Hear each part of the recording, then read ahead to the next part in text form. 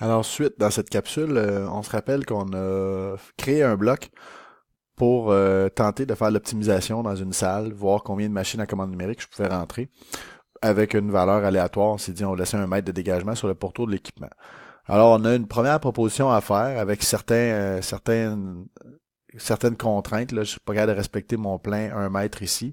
Il y a plein d'autres discussions que ça va soulever. Mais si on veut présenter ça comme proposition, on va devoir se sortir un extrait de plan. Avant d'aller trop loin, on se rappelle que la couche dégagement ou le calque dégagement était supposé apparaître en pointillé. Et là, il n'apparaît pas en pointillé.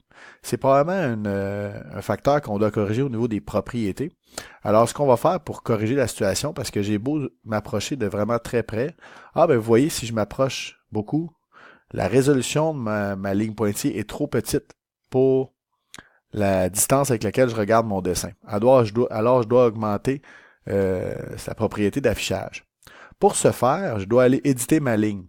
Mais là, si je veux éditer ma ligne, je dois aller modifier mon bloc existant. C'est pas trop compliqué pour faire ça. Ce que je fais, je double-clique sur n'importe quelle entité de mon bloc. Quand je double-clique, il me dit quelle définition de bloc est-ce qu'on veut modifier. Il me propose par défaut Haas VF2 que je viens juste de créer. C'est parfait. Je vais entrer dedans. Je tombe dans la zone d'édition de ma boîte.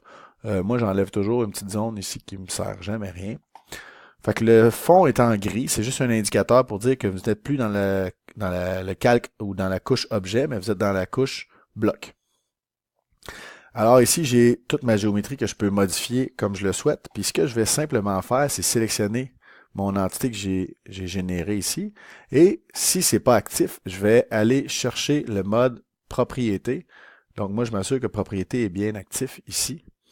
Ma propriété tombe active à gauche. Et parmi les propriétés disponibles pour ma polyligne existe échelle du type de ligne.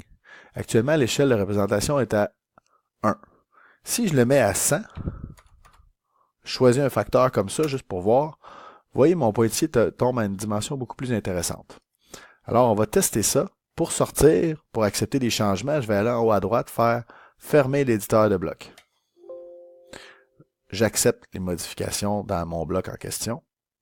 Et voilà, mes blocs sont rafraîchis. Je vois mes zones. Ça respecte les lignes cachées que j'avais besoin. La prochaine étape, on va aller charger notre cartouche qu'on a besoin et on va aller sélectionner notre extrait. Pour ce faire, je vais basculer. Moi, j'avais déjà des onglets de créer avec des fonds de plan existants. Sinon, on aurait à insérer un gabarit dans notre dessin. On ferait probablement bouton de droite et à partir du gabarit pour aller chercher les gabarits qu'on a besoin. Alors ici, je vais basculer dans mon gabarit qui est déjà disponible en A4.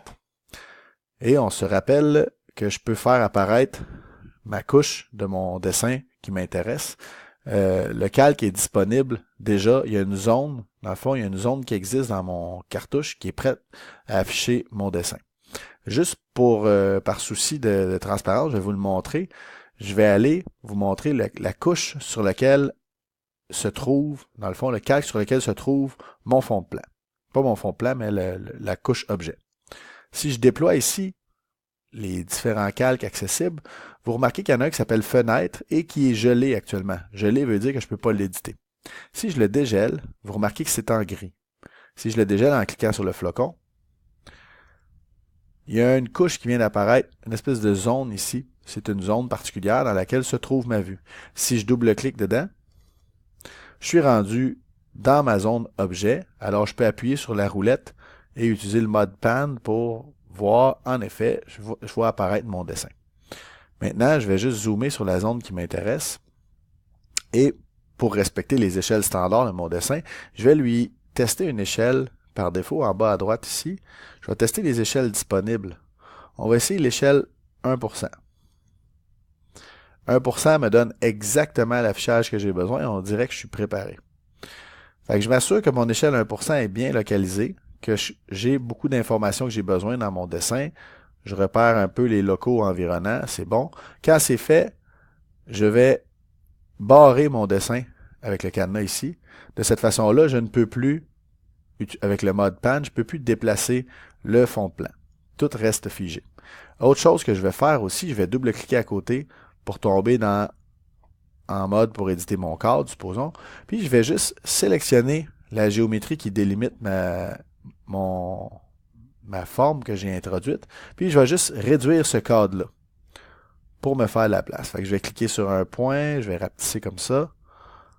Je vais rapetisser ici aussi. On va en profiter, on va rapetisser comme ça.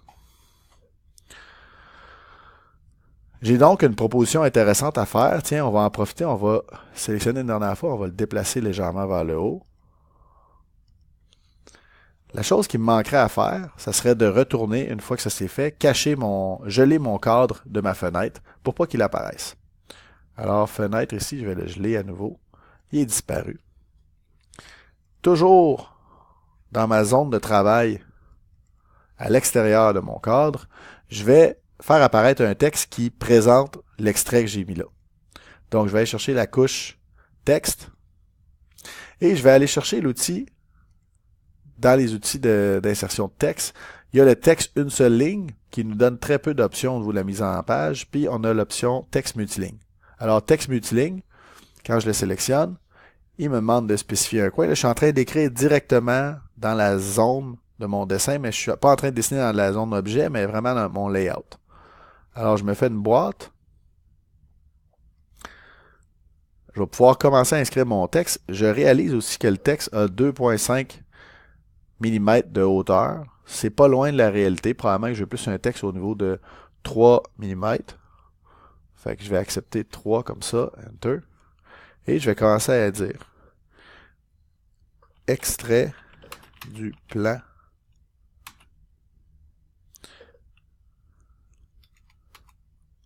on va dire pavillon 2, 4e étage.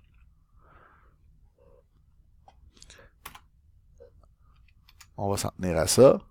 On va centrer tout mon texte au complet. Je le sélectionne dans l'entier. Je centre le tout. Puis si je clique une fois à côté, mon texte est apparu. J'ai donc une note claire qui cible où se trouve, dans le fond, c'est un extrait de mon pavillon qui me permet de savoir d'où provient l'information. Après ça, il me reste à remplir les informations au niveau de mon cartouche. La chose à ne pas oublier, c'est l'échelle. Si on va juste l'éditer, l'échelle tout de suite, indiquer l'échelle du cartouche, on va dire c'est du 1%. On a réglé cette information-là. Resterait à mettre une panoplie d'autres informations pour remplir la cartouche. Rendu là, la seule étape qu'il nous reste à faire, c'est de lancer l'impression. Si je veux générer mon PDF pour faire un test, pour envoyer un courriel à quelqu'un, on va donc aller dans, je vais dans l'option la plus simple, là, dans le A en haut à gauche, et je fais imprimer. Puis là, je peux faire tracer. On va nous demander de sélectionner l'imprimante. Pour faire de quoi de simple pour générer un PDF, on va utiliser DWG to PDF. Maintenant, l'affichage, on va laisser, comme c'est un cartouche qui est métrique, on va laisser la zone étendue telle qu'elle est là. On va laisser l'échelle personnalisée aussi. Il est en train de me réduire un petit peu mon modèle pour tout l'insérer. Fait que ça déroge un peu aux conventions. Mon dessin ne sera pas exactement à l'échelle, mais vraiment à tout près. Ça, c'est parce que j'ai un cartouche fait en système métrique avec les dimensions métriques. Si je fais un aperçu, juste pour m'assurer que l'information va être bonne, hein, avant de faire mon lancement, je peux juste valider que je suis bien en paysage et que j'ai bien le style de tracé monochrome. Au cégep, c'est celui par défaut. En entreprise, il va en avoir des tables de tracé particulières pour chaque application. Alors, si je regarde ce qui va me générer, on est bien sur un format A aussi, format de papier, aperçu. Le format est convenable. Toute l'information apparaît. J'ai mon cartouche en entier, j'ai ma note, j'ai mon extrait de plan. Je vois bien mes machines, j'aurais pu faire apparaître des cotes, des notes additionnelles, mais l'ensemble de l'information est là. Je peux donc faire générer mon impression, OK, et sauvegarder ça à un endroit avec un nom pertinent.